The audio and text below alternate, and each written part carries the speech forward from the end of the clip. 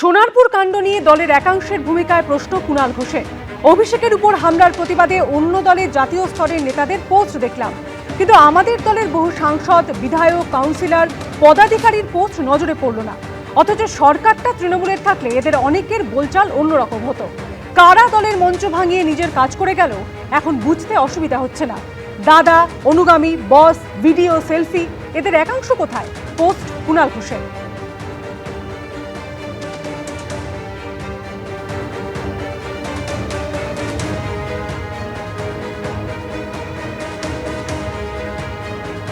বিধানসভার সই বিতর্কে অভিষেক বন্দ্যোপাধ্যায়কে নোটিশ ধরালো সিআইডি।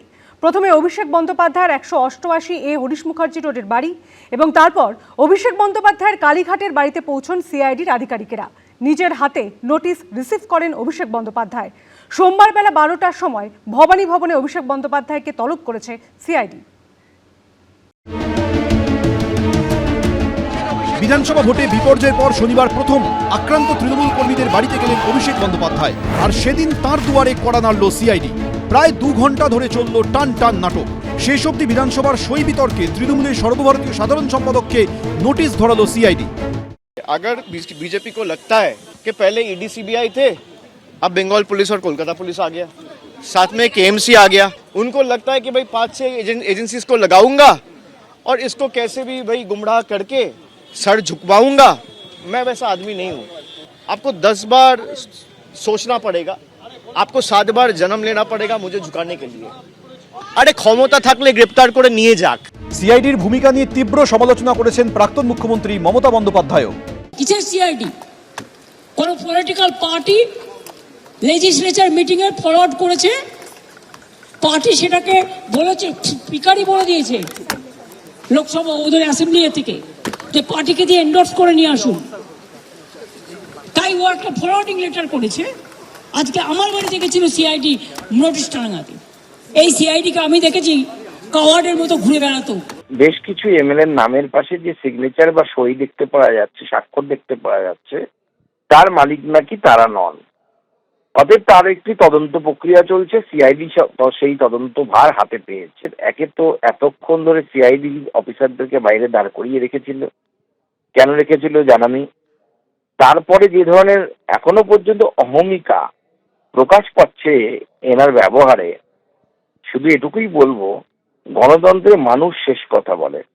মানুষ অলরেডি দমিয়ে দিয়েছে তৃণমূল কংগ্রেসকে, অভিষেক বন্দ্যোপাধ্যায়কেও দমিয়ে দিয়েছে, ফলতাতে তো ডবল ডোজে দমিয়ে দিচ্ছে অভিষেক বন্দ্যোপাধ্যায়কে। শনিবার দুপুর 1:30 নাগাদ অভিষেক বন্দ্যোপাধ্যায়ের 188A হরিশ মুখার্জি রোডের বাড়িতে পৌঁছন সিআইডির 5 সদস্যের টিম। এই যে গাড়ি, বোলেরো গাড়ি, এই গাড়িতেই সিআইডি আধিকারিকরা এসছেন এবং এই মুহূর্তে আমরা দেখছি যে অভিষেক ব্যানার্জির বাড়িতে সিআইডি তদন্তকারী আধিকারিকরা এসেছিলেন, কিন্তু বাড়িতে ছিলেন না অভিষেক ব্যানার্জি।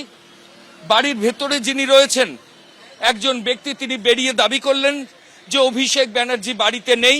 অভিষেক ব্যানার্জি কি বাড়িতে আছেন দাদা? না স্যার, একদম মানে আমার ধারণার বাইরে।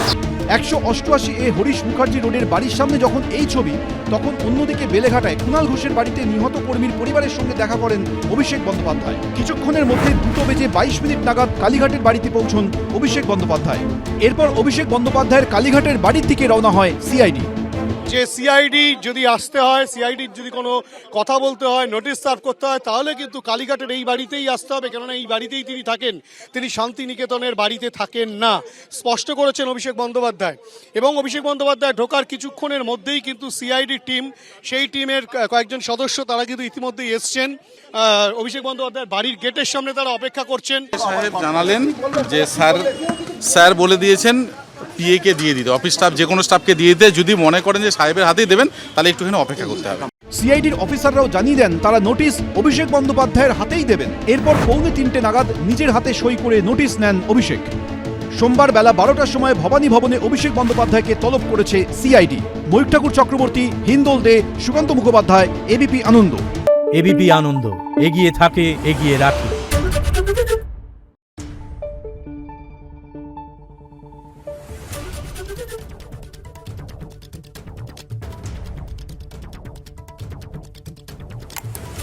Thank you.